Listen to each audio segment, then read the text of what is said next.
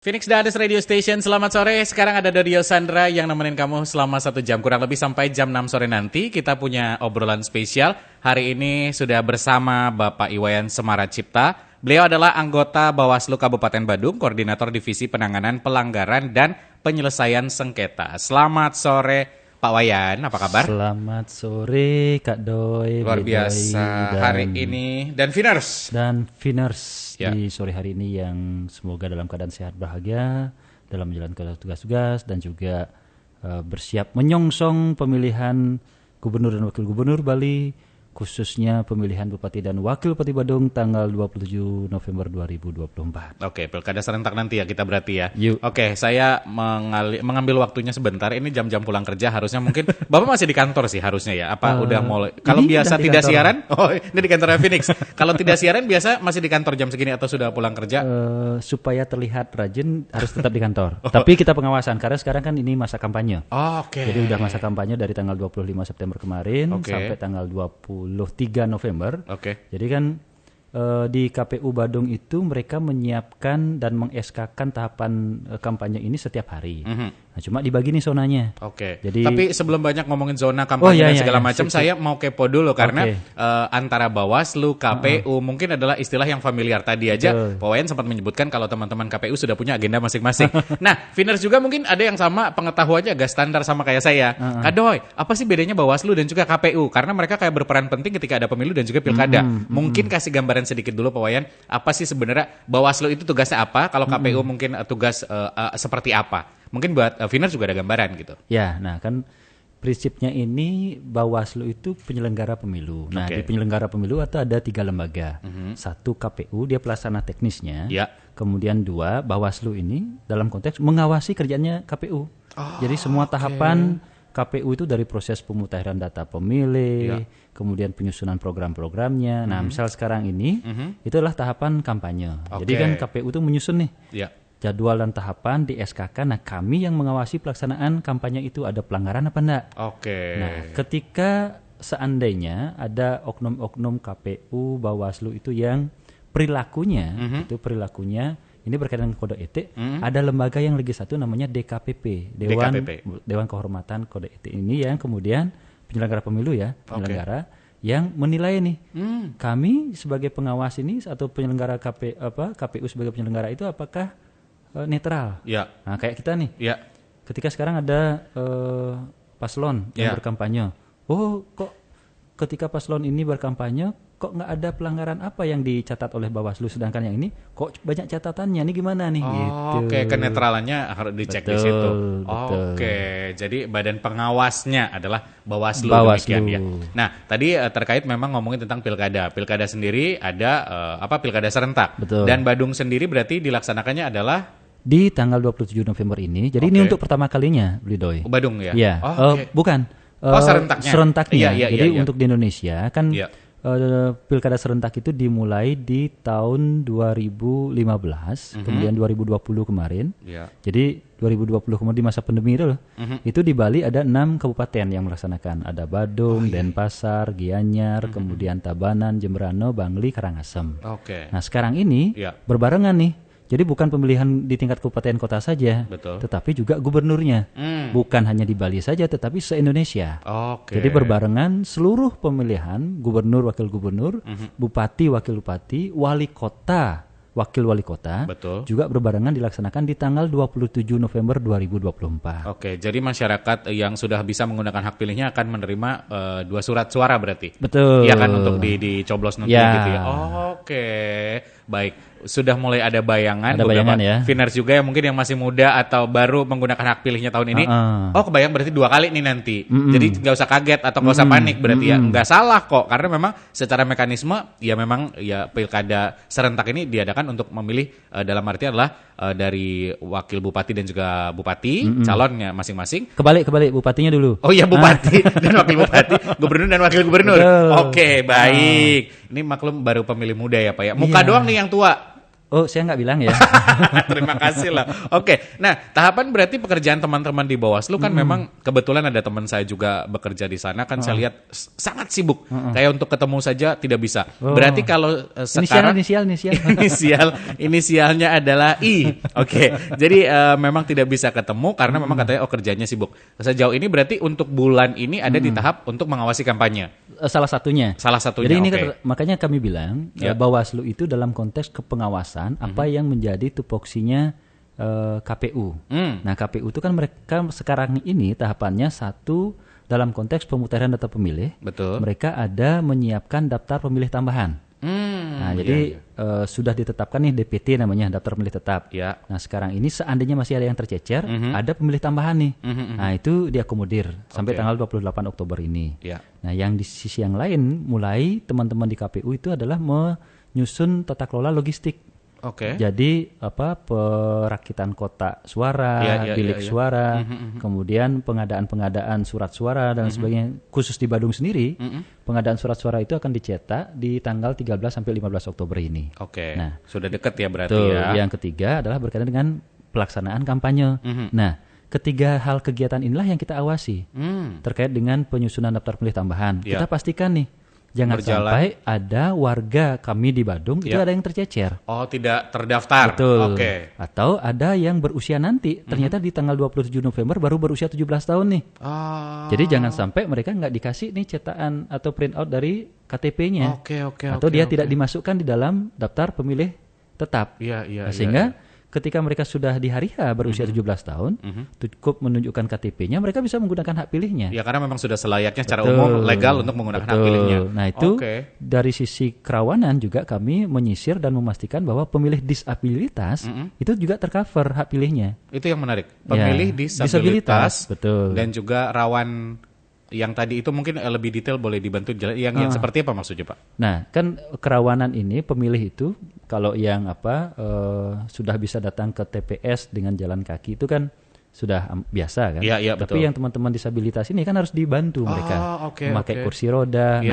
Ketika ada pemilih disabilitas, kita juga memastikan bahwa tempat TPS itu, tempat pemungutan suaranya juga ramah dengan pemilih disabilitas. Sebegitunya pola kita mengawasi apa yang menjadi kegiatan-kegiatan di teman-teman di KPU. Kami sesuai dengan mars kami adalah menjaga hak pilih di seluruh negeri. Itu dalam konteks data pemilih. Siap. Nah, yang berikutnya adalah dalam konteks tata kelola logistik. Kami memastikan teman-teman di KPU itu dalam proses pengadaan jangan sampai berlebih nih. Jadi misal surat suaranya berapa di Kabupaten Badung, jumlah pemilihnya DPT-nya adalah 400.000. Nah, dalam regulasi mereka per TPS itu jumlah pemilihnya adalah maksimal 600 orang. Jadi jangan sampai di TPS itu melebihi dari kapasitas 600 orang tadi. Membludak. Betul, karena berkaitan dengan fasilitasi terhadap jumlah surat suara. 2%-nya. Nah, jadi 2% dari 600 itu kan cuma 30 ya. Kurang lebih sebegitu ya. Artinya hanya segitu saja. Untuk mengakomodir kenyamanan di situ dan juga surat suara tadi ya Pak ya. Betul. Lalu. Nah, yang terakhir adalah sekarang ini juga di KPU sudah menetapkan masa pelaksanaan kampanye yang dilaksanakan dari tanggal 25 September kemarin sampai tanggal 23 November. Jadi kurang lebih 3 bulanan lah. Gitu. Nah, ini yang kami pastikan bahwa dalam pelaksanaan kampanye yang dilakukan oleh masing-masing paslon itu tidak ada menggunakan tempat-tempat yang dilarang seperti tempat ibadah. Nah, kalau tempat pendidikan boleh melalui putusan MK kemarin ya, Mahkamah Konstitusi tahun nomor 65 tahun 2023 itu boleh melaksanakan kampanye di tempat pendidikan khususnya perguruan tinggi. Di kampus ya. Dengan catatan tidak boleh menggunakan atribut plus dilaksanakan di hari Sabtu dan Minggu. Tidak mengganggu jam kuliah. Betul. Jadi hal-hal seperti ini yang kami pastikan selama kegiatan pelaksana kampanye ini, tempat-tempat yang dilarang ini tidak dilakukan pelaksanaan kampanye. Plus juga tidak melibatkan pihak-pihak yang dilarang. Seperti ASN, kemudian kepala desa, perangkat desa, lurah, perangkat lurah, kemudian anak-anak. Oke. Itu. Tidak diikutsertakan di situ. Betul. Oke, terkait ASN nanti kita akan bahas terpisah juga. Tapi yang menarik adalah mengawasi kampanye. Berarti PR-nya dalam 3 bulan ini teman-teman Bawaslu adalah mengawasi itu semua dari semua bentuk kampanye mereka. Betul. Mungkin secara awam, bentuk kampanye yang seperti apa? Apakah orasi, terus flyer atau yang ada di jalan-jalan itu sudah menjadi bagian dari memang mereka sah melakukan kampanye itu, atau yang sejauh mana saja yang diawasi? Apakah juga sosial media juga sempat dicek sama teman-teman dari Bawaslu? Wah, ini kayak pasangan ini mulai bikin hoax atau apa kayak gitu nggak sih, Pak? Ya. Ini kan pertanyaan masyarakat awam seperti saya gitu loh, Pak. Nah, gini Blidoy. Yang pertama harus dipahami adalah sekarang ini kan masa kampanye nih. Ya. Pertanyaannya, apakah semua kegiatan yang dilakukan oleh paslon itu adalah kegiatan kampanye? Kalau asal paslonnya muncul, saya mikir, oh ini kampanye pasti. Nah, ini dia. Bahwa ketika ada kegiatan yang baik dilakukan oleh paslon sendiri, selama tidak mengandung unsur kampanye, kegiatan itu belum bisa dikatakan kegiatan kampanye. Oke, berarti kita harus tahu unsur kampanye itu apa saja. Jadi di dalam kegiatan itu harus dipastikan, kegiatan kampanye adalah kegiatan di mana ada kegiatan untuk meyakinkan pemilih, di mana paslon menyampaikan visi, misi, program, dan ajakan untuk memilih. Itu baru memenuhi unsur kampanye. Betul. Plus dalam konteks pelaksanaan kampanyenya, paslon itu harus mengajukan surat pemberitahuan kepada ke pihak kepolisian. Dikeluarkanlah namanya STTP. STTP. Betul. Jadi terkait dengan izin pelaksanaan kampanye yang dilakukan oleh masing-masing paslon. Ditembuskan nanti ke Bawaslu dan KPU. Sehingga ini baru dinamakan kampanye. Tapi paslon sendiri tahu dong aturan-aturan seperti ini, Pak? Harus dong. Ya siapa tahu kan. Ternyata, wah saya tidak tahu apakah ini bukan kampanye. Tiba-tiba dia main atau... Kami yakin tahu, karena kan teman-teman KPU dan kami juga sering diundang dalam proses kegiatan. Tapi kan memang di masyarakat sendiri, wah itu kampanye tuh. Jadi begitu ada paslon datang, menghadiri kegiatan misalkan ulang tahun pemuda, Sukatruna, kemudian undangkan kegiatan apa misalkan piodalan. Ini kampanye nih di tempat ibadah nih. Jadi udah mindsetnya itu begitu ada paslon di sana udah kampanye. Seperti yang saya bilang tadi, mungkin Bapak tanya adalah itu kampanye. Ya iya dong, kan dia muncul Pak sebagai calon. Tapi ternyata ada beberapa unsur-unsur yang masuk dalam kategori kampanye. Dan ini mungkin yang PR teman-teman dari Bawaslu dan juga KPU adalah mensosialisasikan ke masyarakat bahwa masyarakat harus paham.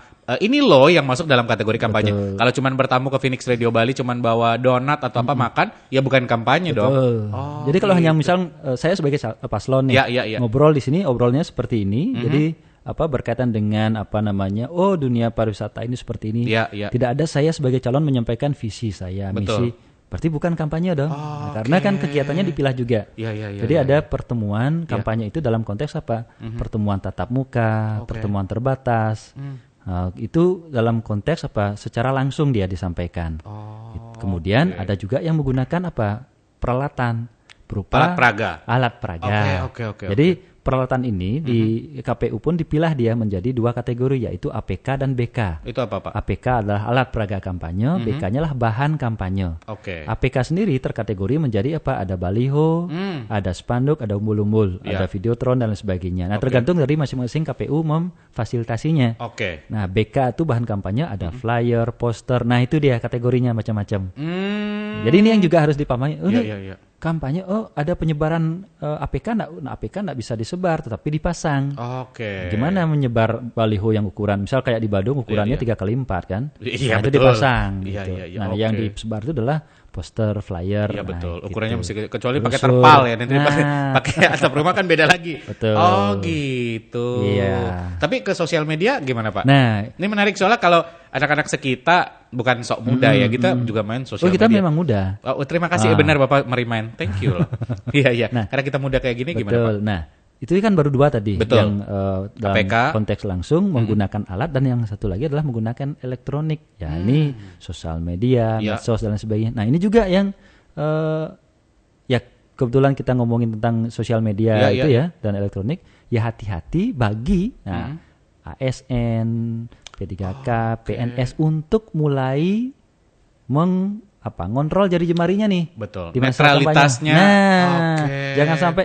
Walaupun itu kan tanda jantung, tandanya cinta dong, kan kasih sayang.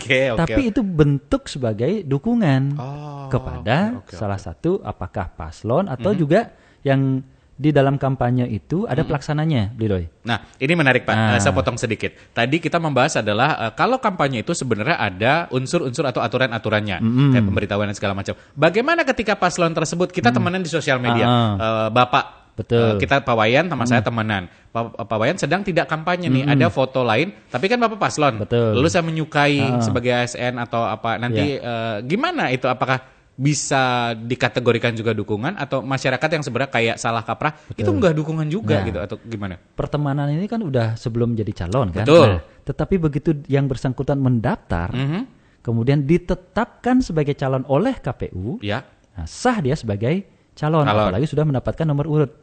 Nah, begitu di masa kampanye ini melekat posisi yang bersangkutan atau status bersangkutan sebagai calon. Ya, betul. Nah, ketika kita berteman baik tapi statusnya udah ditetapkan sebagai calon, udah dukungan dong. Itu. Jadi ini benar-benar harus berhati-hati dan dipahami. Wah, nah orang saya menyukai postingannya dia kok. Nah, makanya pertanyaan saya itu mungkin terdengar sangat biasa dan mungkin saja terjadi. Apalagi sampai kalau like oke lah. Ya, komen. Tiba-tiba komen nih. Semangat bro atau apa gitu. Tiba-tiba nge-share nih. Kena itu. Nah, kebetulan memang khusus di ASN, dia ada regulasi tersendiri, ada namanya SKB nomor 2 tahun 2022 tentang netralitas aparatur sipil negara. Diatur nih. Nge-like. Jadi diatur di sana item-itemnya tidak boleh me-like, share and comment. Tidak boleh berfoto. Berfoto. Kalau tanda-tanda foto misal kalau sekarang apa sih kalau Korea ada gesturnya itu yang menunjukkan simbol-simbol yang dimiliki oleh salah satu pasangan calon. Nggak boleh juga. Baik. Nah, itu juga atribut yang mengindikasikan itu keberpihakan kepada pasangan calon. Nah, ini juga benar harus hati-hati nih. Itu. Jadi makanya terima kasih banyak nih kepada Radio Phoenix dan juga Viners yang mendengarkan diskusi kita ya. Diskusi apa namanya? Obrolan ya. Santai di sore hari. Karena sebenarnya yang berterima kasih itu kami. Kita yang baru menggunakan hak pilih, baru tahu. Makanya banyak pertanyaan-pertanyaan yang mungkin sangat-sangat sederhana, yang mungkin juga masyarakat juga mikirin hal yang tadi Pak, seperti ini apakah udah masuk kategori kampanye, terus apakah kalau misalnya kita temenan sudah lama terus kita share, terus komen kayak semangat bro, apa segala macamnya masuk dalam kategori yang sudah melanggar dan segala macamnya, dan itu sangat mungkin saja terjadi di kehidupan nyata kita bermasyarakat. Banget, apalagi kemudian kita nggak tahu nih, kan pelaksana kampanye itu adalah siapa? Petugas penghubung, LO, listening officer-nya. Kemudian tim kampanye yang didaftarkan ke KPU. Nah, kita kan nggak tahu nih siapa tim kamu, jangan-jangan teman kita. Jadi nggak serta-merta kita bisa dengan bebas sekarang mengumbar kata-kata, apalagi yang menyampaikan adalah perangkat desa, kemudian camat, ASN, PNS itu ya. Betul. Apalagi teman-teman yang baru sekarang ini menjadi P3K. Nah itu. Jadi dalam kesempatan ini mohon juga bantuan para Viners menyampaikan kepada kerabat-kerabat, apakah itu punya adik, keluarga, sanak saudara yang baru lulus P3K, kemudian menjadi ASN, mohon berhati-hati. Nah, misal kami di Badung, wah, saya kan kerjanya PNS-nya di Badung, tapi kan saya asalnya dari Tabanan. Aman dong kalau saya mengklik calon di Tabanan? Enggak juga. Enggak gitu konsepnya ya. Betul. Ini berlaku untuk semua. Gitu. Siap. Pak, kita break dulu, minum dulu sebentar karena kalau sore terlalu banyak ngobrol kita nanti terlalu menggebu-gebu. Kita break dulu, kita akan balik lagi setelah yang satu ini. Jiwa muda kita kan harus menggebu. Harus tetap ya. Semangatnya tetap menggebu, makanya jangan kemana-mana. Phoenix Dares Radio Station masih ada Dodio Sandra dan juga Bapak Iwayan Semara Cipta. Beliau adalah anggota Bawaslu Kabupaten Badung, Koordinator Divisi Penanganan Pelanggaran dan Penyelesaian Sengketa. Pak, kita masih ngobrol sore hari ini. Wayan, saya mungkin tadi kan sempat cut sedikit ketika ngomongin tentang netralitas dari ASN. Nah, banyak memang flyer, terus juga teman-teman saya yang kebetulan ASN juga ya menjaga netralitas. Cuman selama ini yang mungkin saya bayangin ya netralitas mereka ya udah nggak melakukan apa-apa. Nah, kalau boleh bagi tips juga nih buat Viners, karena mungkin ada yang baru berprofesi sebagai ASN. Kira-kira apa saja yang sebaiknya dilakukan dan yang tidak boleh dilakukan semasa pilkada ini? Mungkin boleh di-remind lagi karena kadangkala kami yang muda-muda ini suka lupa begitu, Pak. Iya. Jadi apa yang dimaksud dengan netral adalah berkaitan dengan perilaku, sikap gitu kan. Nah, sikap netral ini kan harus ditunjukkan dia apakah melalui pose, gestur ataupun melalui ucapan. Betul. Jadi pose, gestur adalah dalam konteks tindakan. Nah, misal kita nggak tahu nih, ternyata tiba-tiba pas kita di rumah, nah di rumah sebagai warga Banjar ada sangkepan Banjar nih. Betul. Nah sebagai warga Banjar kita hadir di Balai Banjar, kemudian tiba-tiba datang paslon, kemudian, nah karena kita tahu yang bersangkutan ada paslon, lebih baik kita mundur.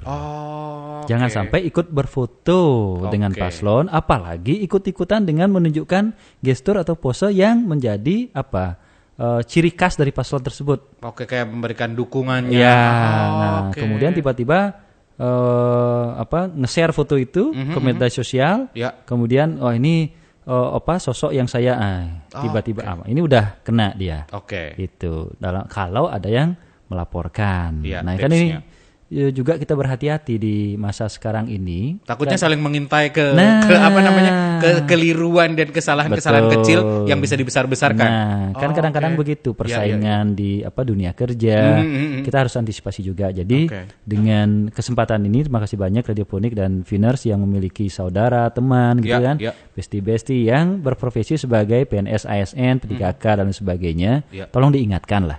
Jadi jari jemarinya ini tolong dikontrol di masa kampanye hingga nanti di masa rekapitulasi. Jadi pemungutan dan penghitungan suara tanggal 27 November 2024. Itu. Jadi memang kemudian diatur secara rigid berkaitan dengan apabila setiap orang jadi warga negara ini. Nah, kalau misal di pemilu kemarin itu dalam konteks kelembagaan ini sudah ke setiap orangnya merujuk sebagai objek hukum yang apalagi profesinya sebagai ASN. Nah, karena ini udah keluar di di peraturan Menpan RB, SE Menpan RB nomor 18 tahun 2023 itu berkaitan dengan netralitas ASN termasuk kemudian di SKB nomor 2 tahun 2022. Nah, udah lama ini. Nah, kemudian ada peraturan tersendiri juga yang mengatur di PP 91 di Peraturan Pemerintah Nomor 94 Tahun 2021. Itu apa, Pak? Tentang disiplin pegawai negeri. Nah itu, jadi rigid nih diatur kita di Bawaslu ini memang kemudian harus mengkaji seandainya ada laporan, kemudian ada informasi, mengkajinya apakah kemudian orang yang tidak sengaja hadir di dalam suatu kegiatan kampanye itu serta-merta melanggar. Nah, kita harus tahu juga. Jadi ada filosofi hukumnya itu actus reus dan mens rea. Actus reus itu adalah tindakan melanggar atau kegiatan melanggar hukum. Mens rea-nya adalah niatannya. Nah, jadi kita harus lihat nih niatannya yang dibuktikan dengan tindakan yang bersangkutan. Jadi apakah kemudian ketika hadir saja, tetapi tidak melakukan apa-apa nih. Diam aja. Diam aja itu jadi pasif lah gitu pasif. Apakah juga dikatakan pelanggaran? Nah, itu kita harus kaji dulu. Apakah yang bersangkutan ada di lokasi paslon itu, kemudian juga nanti begitu ada kunjungan dari paslon yang lagi satunya juga ada di sana. Nah, berarti memang ini adalah kewajiban yang bersangkutan sebagai warga Banjar. Tapi kalau hanya hadir di kegiatan salah satu saja, ini kan udah ada niatan untuk mendukung salah satunya. Tapi tidak serta-merta juga akan dikaji lagi oleh teman-teman. Jadi uniknya di Bawaslu itu tidak serta-merta kita bisa memutuskan itu bentuk pelanggaran. Ada kajiannya. Ada kajiannya. Jadi jelas secara aturan dan kajian gitu ya Pak ya. Nah, ini tampaknya memang ngomongin netralitas dari ASN adalah menjadi concern dari Bawaslu Badung. Selain itu kan sebenarnya ada banyak PR yang bisa dilihat, misalkan money politik. Money politik juga menjadi isu yang tidak kecil. Karena mungkin saya pernah dengar kayak ada istilah ambil duitnya tapi coblos sesuai Nuran dan segala macamnya. Terkait hal seperti itu seperti apa Pak? Nah, memang kita sampaikan pada kesempatan ini itu ada perubahan yang mendasar sekali. Kalau pada pemilu 2024 kemarin, kalau seandainya terbukti melakukan money politik, yang kena sanksi itu hanya si pemberi saja. Nah, sekarang si pemberi saja. Nah, tapi kalau dalam pemilihan ini yang kena sanksi itu pemberi dan penerima. Sanksinya seperti apa, Pak? Ya, tindak pidana. Jadi kalau mengacu pada dia diatur di pasal 73 di Undang-Undang 10 2016, kemudian sanksinya itu ada di pasal 187A. Kalau terbukti nih, itu bisa dendanya maksimal sampai 2 miliar. Gitu. Kemudian hukuman kurungan dan sebagainya. Nah, ini dalam hal seperti inilah kemudian kita di Bawaslu lebih mengutamakan yang bersifat pencegahan. Jadi sesuai dengan visinya Bawaslu itu sebagai lembaga pengawas yang terpercaya, misi yang pertama itu adalah meningkatkan kualitas pencegahan dan pengawasan. Jadi bagaimana upaya kita mencegah? Ya salah satunya dengan hadir di Radio Punik ini. Jadi para Finers mengetahui nih, ternyata ada regulasinya bahwa dalam hal nanti kita menggunakan hak pilih ada orang atau pihak yang menjanjikan. Jadi bahasanya adalah setiap orang yang menjanjikan dan atau memberi bantuan dalam bentuk uang atau materi lainnya yang bertujuan untuk, tujuannya untuk mempengaruhi hak pilih seseorang, apakah memilih atau enggak. Jadi mempengaruhi nih, itu kena. Gitu. Berarti dilihat dari tujuannya dulu, ngasih motifnya apa. Baik. Ini juga ternyata Finers bahwa mungkin ini karena memang seperti Bapak bilang tadi bahwa aturan terbarunya bahwa tidak hanya yang memberi tapi yang menerima kita sebagai masyarakat yang mungkin pernah dengar istilah ambil duitnya ini juga ada sanksi dan tindak pidananya. Jadi terbantahkan dia. Jadi kalimat tadi terbantahkan karena apa? Yang kena itu bukan hanya si pemberi, tetapi juga si penerima. Semuanya. Betul. Jadi ketika ada yang melaporkan bukti, jadi ketika ada laporan, ada istilahnya kalau kita mekanisme penanganan pelanggaran itu adalah terpenuhinya syarat formil dan materialnya. Formilnya apa? Identitas pelapor, identitas terlapornya, jadi penerimanya siapa? Jelas. Materialnya apa? Berupa bukti-bukti, dokumentasi, video, saksi-saksi. Kalau itu kemudian, betul, ya sudah selesai sudah. Nah ini yang kemudian kepada Finers kita sampaikan, mohon jangan mengambil prinsip itu dalam dunia demokrasi ini. Yuk kita gunakan hak pilih kita. Sebagai masyarakat yang memang sudah bisa menggunakan hak pilih. Betul. Dan sebagai masyarakat yang memang bisa berperan serta dalam pilkada serentak ini.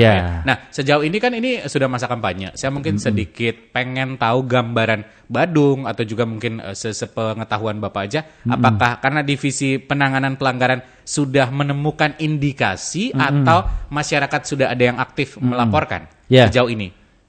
Nah ini baru keluar nih peraturan Perbawaslu nomor 9 tahun 2024 berkaitan dengan penanganan pelanggaran yang sebelumnya berkaitan dengan adanya informasi awal. Nah, jadi informasi awal kalau pada pemilu 2024 itu adalah adanya informasi lisan atau tulisan yang disampaikan secara resmi ke kantor Bawaslu Kabupaten Badung.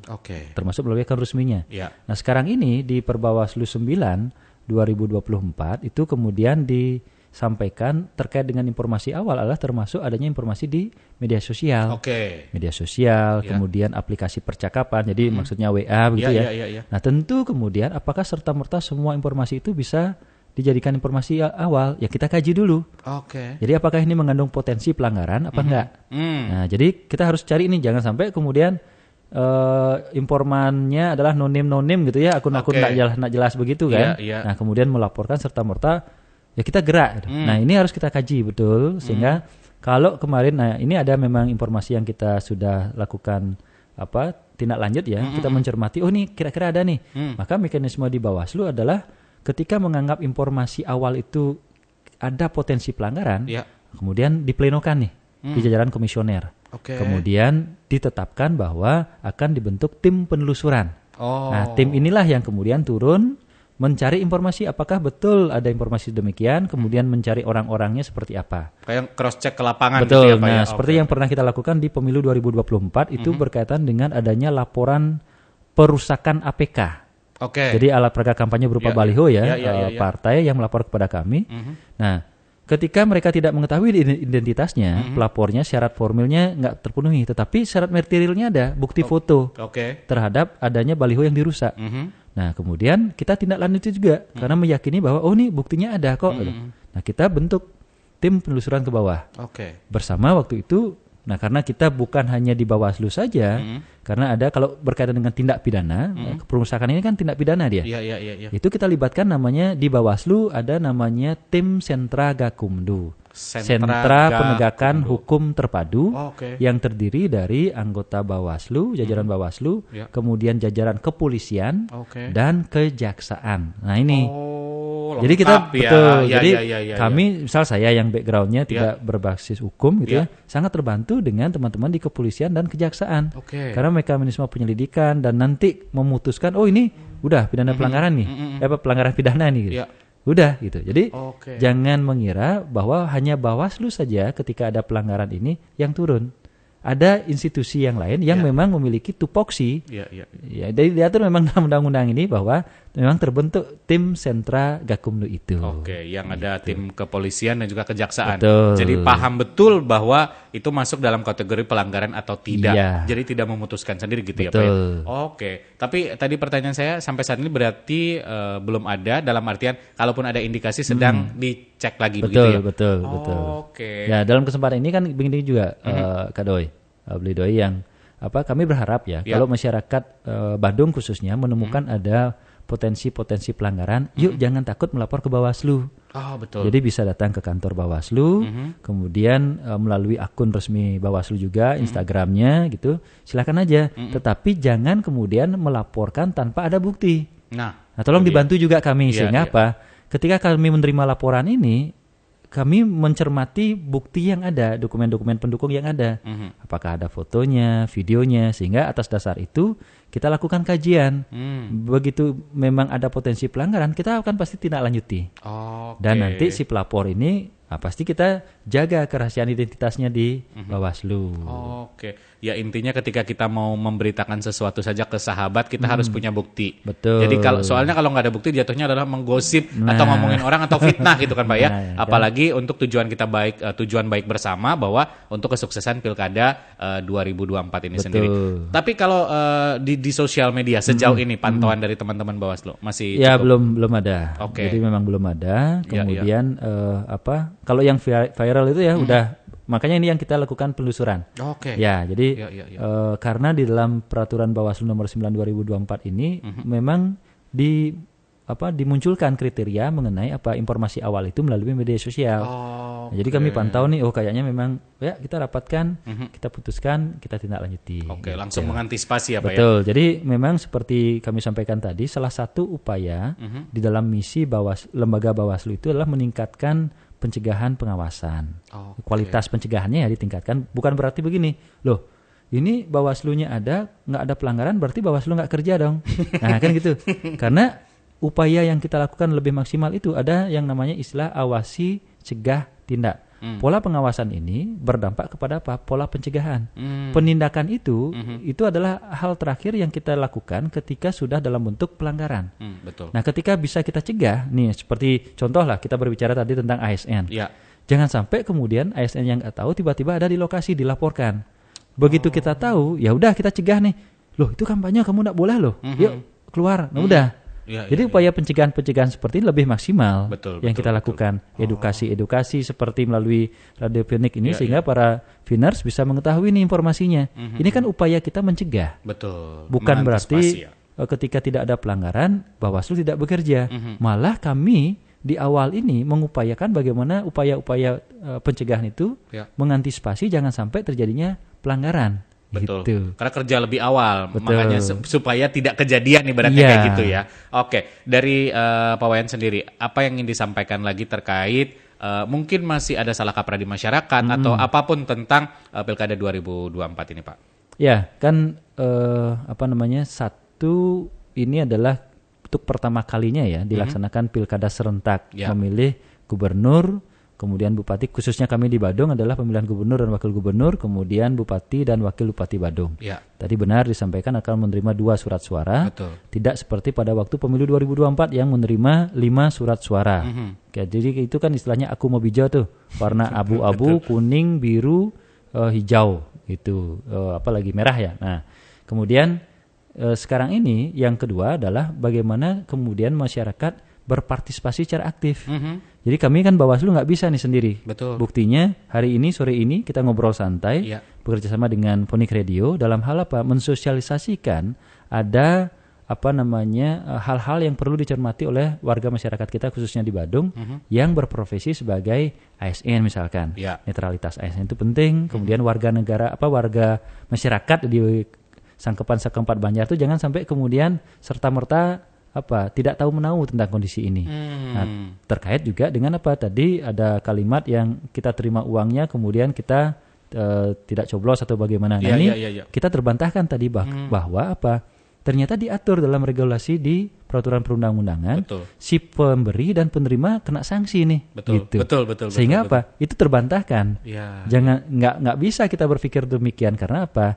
Kita harus berpikir demokrasi ini akan bisa tampil menjadi sebuah wahana untuk memilih pemimpin yang terbaik kalau kita meningkatkan kualitas diri kita. Setuju. Kan begitu. Betul. Jadi kalau kita ingin situasi membaik di sekitar kita harus upgrade diri juga supaya kita menjadi yang terbaik gitu. Oke, luar biasa. Dan berarti untuk pengaduan ketika kita menemukan potensi-potensi pelanggaran, langsung saja kita kontaknya kemana Pak? Ya, bisa langsung ke kantor Bawaslu Kabupaten Badung yang berada di kawasan Geraha Pemilu. Jadi ini satu-satunya se-Indonesia di mana kantor KPU dan Bawaslu itu di dalam satu kawasan. Betul. Dinamakan Geraha Pemilu Alaya Girinata di Jalan Kebo Iwo nomor 39 Denpasar. Oke, dan itu luas sekali ya. Saya pernah ke sana.